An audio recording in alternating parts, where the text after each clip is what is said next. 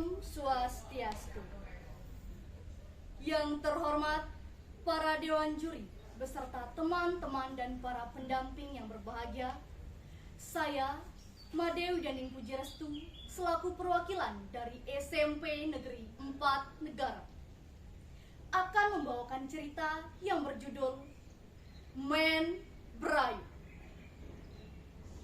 Nah, teman-teman, kalian tahu tidak mengenai sebuah kisah tentang sepasang suami istri yang bernama Pan Brayut dan Men Brayut.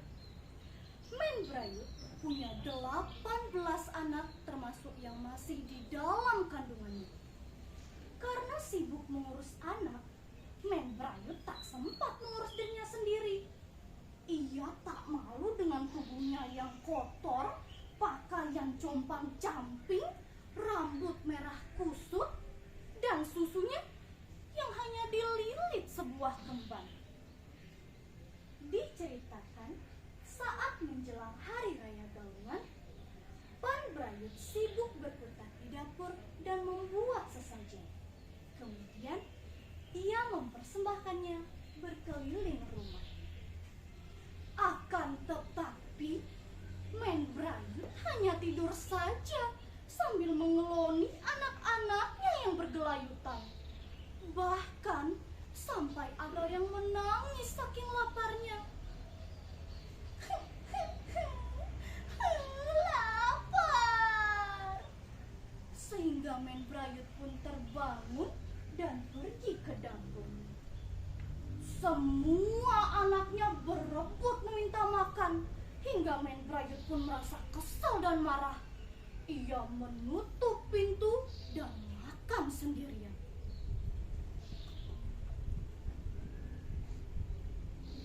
Tiba-tiba datanglah Pan Brayut dan berkata kepada istrinya,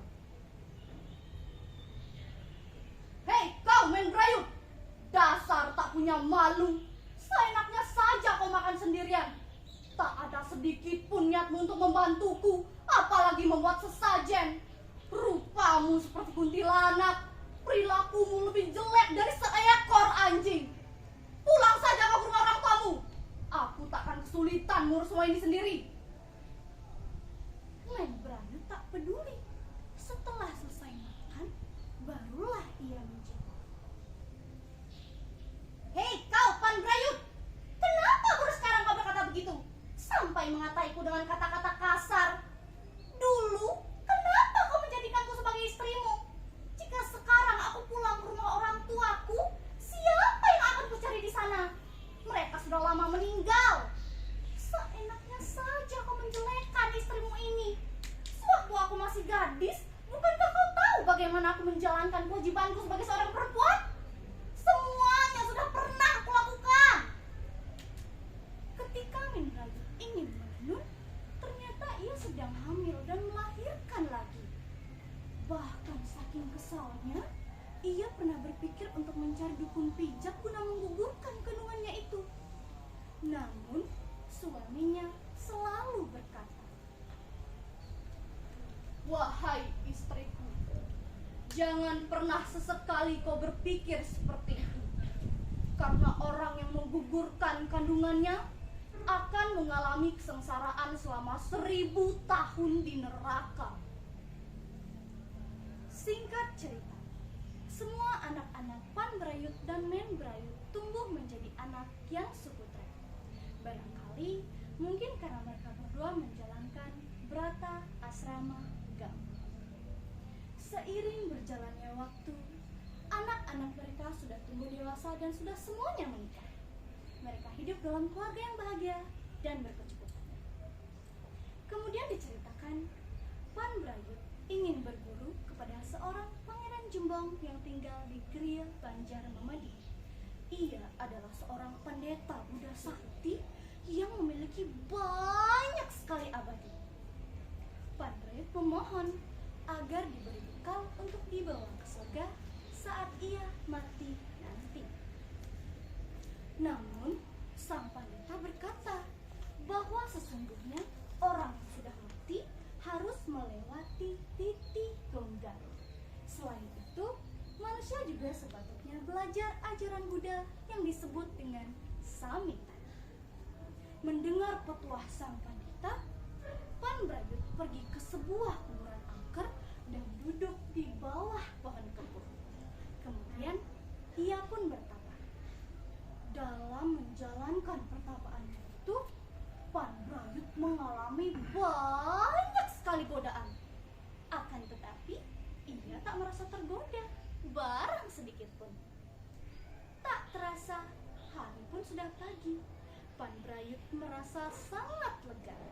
Kemudian ia kembali ke Gria Banjarmanadi. Tibanya di sana, ia memberi hormat kepada sang pandita.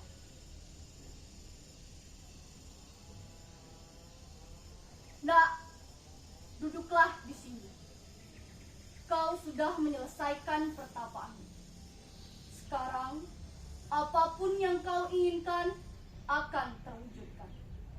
Tetapi ingat, selalulah menambah ilmu pengetahuan dengan belajar sastra. Pan Brayut pun menjawab,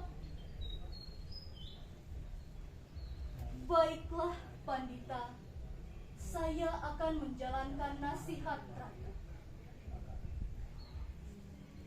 Kemudian sang pandita pun berkata lagi, sekarang pergilah. Carilah tempat untuk melanjutkan pertapaanmu. Kemudian Pan Brayut pun menyembah dan berpamitan kepada sang pandita. Tibanya di rumah, ia langsung disambut dengan gembira oleh istri, anak, dan menantunya. Mereka semua memutuskan untuk ikut pergi ke tempat pertapaan.